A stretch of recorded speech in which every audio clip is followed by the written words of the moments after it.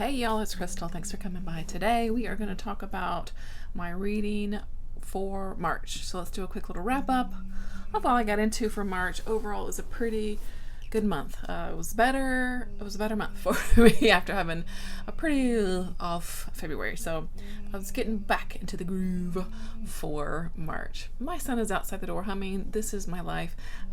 Just so if you're curious what that noise is, that's him. Okay, so March. I already did a little wrap up of what I got into for the week of weird. Always have fun with the week of weird. I'm so thankful to Jason for keeping up, co-hosting with me, and I think we have a good time. And thanks again to everyone who joined us.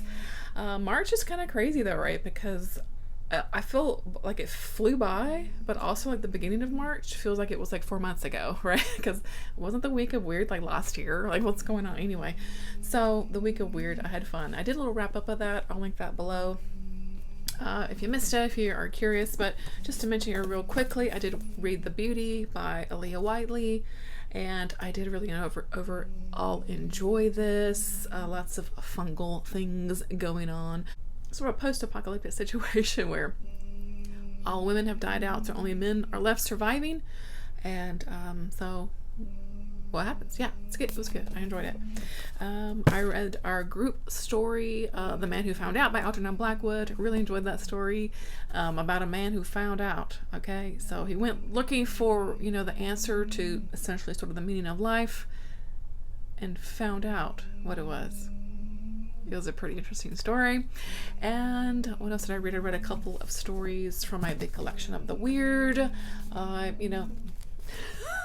Making my way through it slowly but surely, and enjoyed that. So yeah, I think that was like the bulk of my week of weird stuff. Yeah. I did DNF the Vor, however, though. I feel I got, almost half-ish way through. I don't know. I just was a little bit bored with it and confused by the story. So, I don't know. I'll keep my bookmark in there. Maybe I'll feel like going back to it. But for now, it's a DNF. And that's okay. All right, after that, what did I get into? I picked up our book club pick for the Death by TBR book club, which of course I co-host with Kelly from Kelly, Hooked on Books. The link for that is always below if you want to join us over on Kelly's Discord for that. And our pick for March was the Robber Bride by Margaret Atwood. And boy, did I love this. I ended up really loving this. And the more I think about it, after having read it, the more I really do love it. So I had a great time with this book. How do I explain it though? So we've got this group of sort of girlfriends, and they first meet while in college. This takes place in Toronto, and so yeah, all these girls are at college. So there's 4 of them in total, and they all kind of get wrapped up into this world of Xenia. And Xenia is a really manipulative woman, and she definitely takes advantage of them through all kinds of things, from like getting money from them, stealing husbands. I mean, all kinds of sorts of things and bits and bobs, right? And towards the beginning of the story, the 3 women are contacted and let known that Xenia has passed away, and so they attend her funeral and are kind of like glad she's gone, because again, she has really upturned their life at some point, and so they're kind of like glad to see the backside of her, right? Except when they are meeting in a restaurant, they sort of meet like once a month at this restaurant, and who walks in? But yes, Xenia walks in, and so their lives are kind of flipped upside down again. And so we go backwards in time through all of these 3 characters. We can learn about sort of their story, and then how Xenia kind of came into their life, and what she did to them, basically. And I just really loved this. Margaret Atwood does such a wonderful job with writing, characters in general. To me, they're so fleshed out. The story of them they feel like real people by the end of the book. And I just think that's such pure talent, of course, just to create such a fleshed out character, right? But then, like, how she talks about female friendships in particular is always, I think, just very sort of on point and very concise, and a lot of truth to it. So I think this is a great pairing with reading like Cat's Cradle by Margaret Atwood, which really delves into female friendship when you're young kids. So this, is more like college age and then into adults, and how women's relationships are at that period of our life, right? And how some women, when I watched actually a lot of interviews with Margaret after reading this book, because I just was so curious about this story in general, and she talked a lot about wanting to bring back like a female villain, you know what I mean? Because you lost track of that kind of through movies, TV shows and books, after sort of post-World War II, you kind of lost track of these sort of femme fatale kind of female villain characters. And so she really wanted to make another sort of villainous type, because ladies can be bad too, right? And I don't know, there's a lot going on in here, of course, but and even the character sort of Toronto itself, the setting of Toronto is a character itself, I guess is what I meant to say. But I loved this. I just loved this. It is just a lot. If you like a story where you just, like I said, really dig into a character, because we go into these three ladies' characters and their lives, and I just, absolutely just loved it. So highly recommend. And I love Margaret Atwood, so highly recommend this book. It was so good. All right. Okay, I then, it was St. Patty's Day after I finished Robber Bride, and I hadn't really read a lot of sort of themed smutty stories lately. Saved some St. Patty's Day sort of KU smut. So I read a few. I read The Leprechaun's Captive by Cami Cain, What She Did for a Pot of Gold by Sterling Wilder, The Shillylag Shenanigans by Abby Normal. That's a great one. Maybe another one. I can't remember. I only wrote down those three, so maybe I only read those three. But they were essentially, there was this one. I did not write that down, but that was a male story. So anyway, Leprechaun smut. They were fun, quick, thematic holiday reads that I enjoy and have fun with. So tra-la-la, there you go. It was middle grade March, of course, in March, and I did get to Dark Waters by Catherine Arden. This is book 3 of that series. Is there a name to this actual series? I don't know. The Small Spaces series, maybe?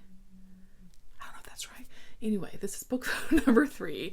So this is like the springtime setting story. And I really enjoy this series. It's such a lot of fun. The characters are a lot of fun to follow.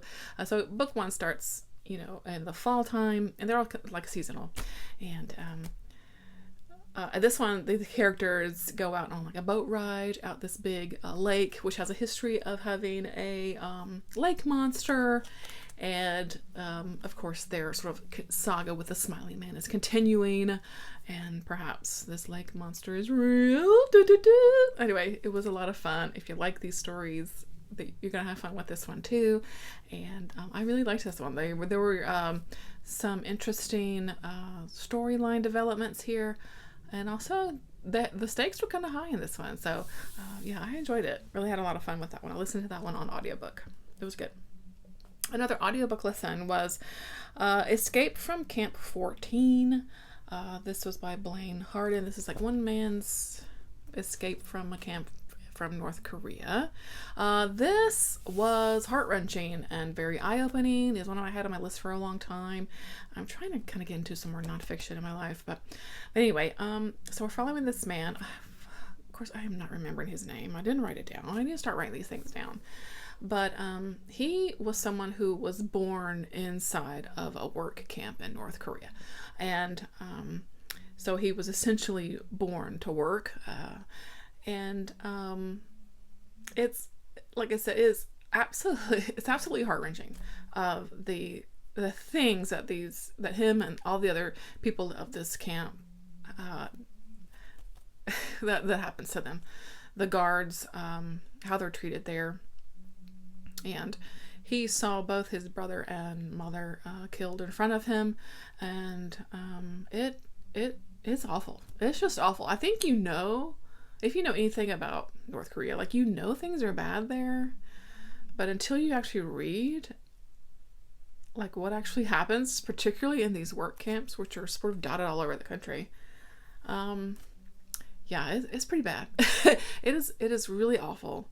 And just to even, I think about escaping North Korea in general is kind of mind-blowing because of the things that you face, what you have to do to actually escape. And then, of course, the consequences of, gosh, what if you're captured and brought back to North Korea? Don't even. But then escaping from this work camp, I don't even know. It boggles my mind. And then, of course, having so much difficulty of assimilating to like real life, because he didn't know anything, and outside of this, fenced in camp that he was born with, and two awful, of course, conditions. And I don't know, I would recommend this just to gain some perspective about what is actually happening in North Korea. These people suffer daily and in such awful conditions. Even just day-to-day North Koreans, certainly don't live for themselves, right? And the thought of actually just literally being born into a work camp in which your only job is to work to further this sort of communist agenda of North Korea. Your life is not your own, and you were literally bred to be a worker. And yeah, it is eye-opening, heart-wrenching, awful to read, I mean, honestly, but I think really important. There are several memoirs out there of people that escaped from North Korea, so I definitely want to read more to get different perspectives, from different sources of people, how they escaped North Korea. I'm very interested in that, and so I recommend it, if but just know it's not an easy read also at the same time. So but yeah, so I read that. And then I finished up the month with Being Human, an unrepentant memoir of a disability rights activist by Judith Heumann with Kristen Joyner. I did a little random willy-nilly vlog reading this book, where I do talk about it a little bit more, so I won't talk about it too much here, but again, absolutely fantastic, and highly recommend. Just highly recommend, not even if you're curious, but just highly recommend, because I loved learning about the life of Judith Heumann, who is so important in the disability rights activist movement here in the United States.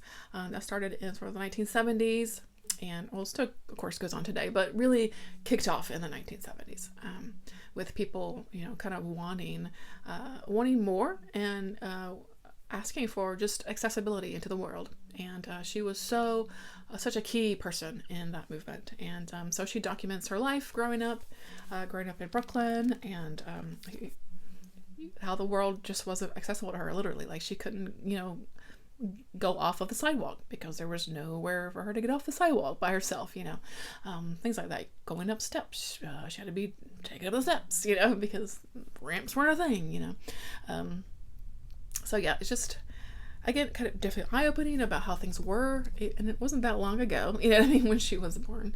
And really the amazing changes that have happened over the years. Of course, there's always still more work to do, but wow, I mean, yeah, it's just great.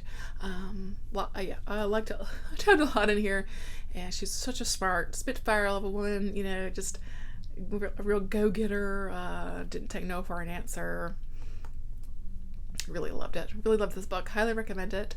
And that's how I ended up my March. So I had some really great reads this month overall, which feels good to kind of get back on to the track of reading, while it still wasn't like a ton of reading. what I read, I did really enjoy. So I think that's half the battle, right? So I'm gonna leave it here, I guess, because that's what I got into for March. I'd love to know what you read in March. What were your favorite thing? I think my favorites were definitely these two. Being Human, I really loved Robert Bry. I really loved this book, and of course this was just fantastic. So I'd say those were probably my top two, and yeah, that's it. I hope you're doing well, taking care of yourself. We're going into spring now, so hopefully, that's kind of brightening your spirits here in the Northern Hemisphere anyway. And yeah, thanks so much for watching as always. And I'll catch you in the next one. Bye-bye.